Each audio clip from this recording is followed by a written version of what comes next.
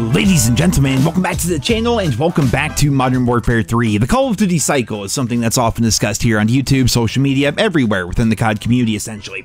The Call of Duty cycle has been happening for years now, over a decade in fact. I mean, these original images right here were posted forever ago and the same still reigns true. Black Ops 6 is right around the corner, and as soon as Black Ops 6 comes out, people are going to start talking about how incredible Modern Warfare 3 was, how much they missed that game, and how they should have learned from Modern Warfare 3 and so on.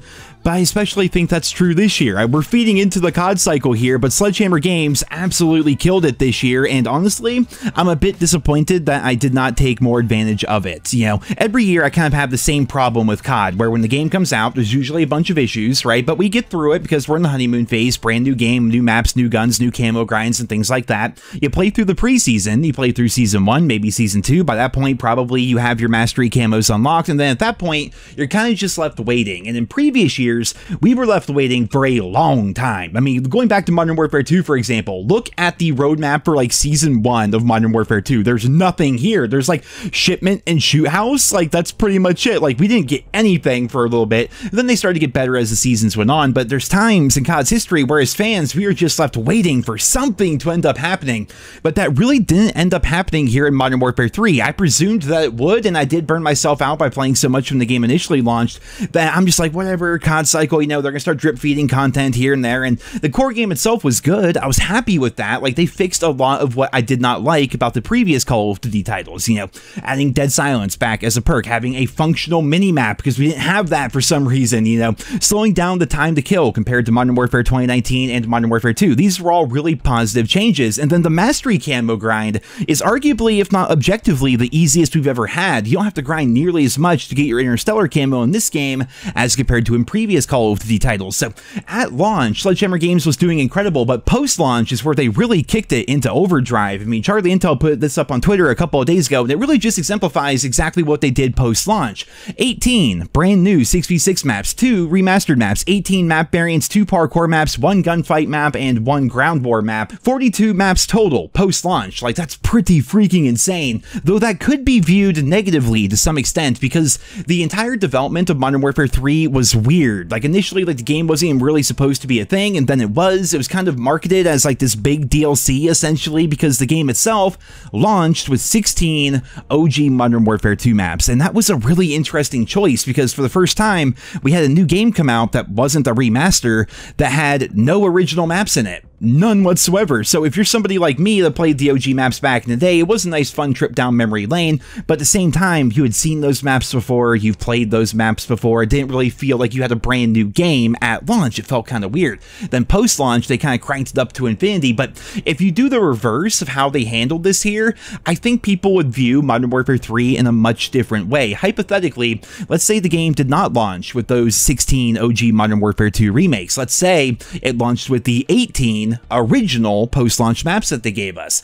If we would have started the game off with 18 original maps and then post-launch we just got 18 remastered maps and 18 map variants, people would have called it like the laziest Call of Duty game ever. It's all about perception. It's all about how they handled things, but the way they did it this year, it did end up working out. It worked out fantastically, but the maps themselves are just the tip of the iceberg when it comes to the post-launch support here because you have all the weapons that came out, of course, then you have the aftermarket parts, which take existing guns and make them feel completely different. The most recent one here was Season 6 turns a sniper rifle into a gun that shoots rockets, for crying out loud, and there's dozens and dozens of other aftermarket parts that you can just go and unlock, by the way. As someone like myself who kind of stopped playing the game around probably season 4, season 5, somewhere in there, like I didn't really play either of those seasons, coming back to the game, there's like so much to do, and even for people that have been keeping up with the game, there's still, this far into the game's life cycle, so much for them to do, and armory unlocks were a fantastic idea. I think in total there's like 140 of them, something like that. I think I have 120 of them. I still have a bunch more to grind through,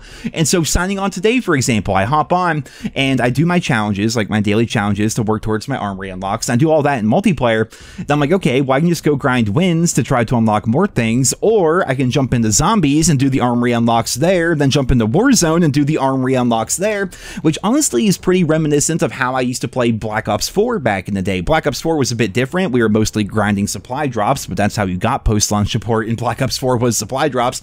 So I'd hop on, I'd do my challenges in multiplayer, then I'd jump into zombies and I'd get up to round 20 on whatever map you're supposed to get to round 20 on for that day, while also doing my daily challenges, then jump into Blackout and do my challenges there and just, you know, keep grinding the game essentially. Sledgehammer Games, I think they saw a system like that, like we saw back during Black Ops 4 and to an extent a game like Call of Duty World War II, and they expanded upon that here with Modern Warfare 3, and I think it turned out fantastically well. You have the extra weapon mastery camos for you to unlock, which gives you something to grind for even on guns that you already completed. The amount of event camos in this game and the amount of animated camos in general, I mean, say what you want about the COD shop, I've said plenty and I'm going to continue to say even more about the COD shop over time, but when it comes to the sheer amount of like animated camos and things for you to earn within Modern Warfare 3 as compared to buy, like that's actually been pretty insane as well. The sheer number of weapons that came out post-launch, the extra mastery camos for you to go for, the animated camos and all the events, the armory unlocks, and just weekly challenges, having those be there, the seasonal camos for you to go for every single season.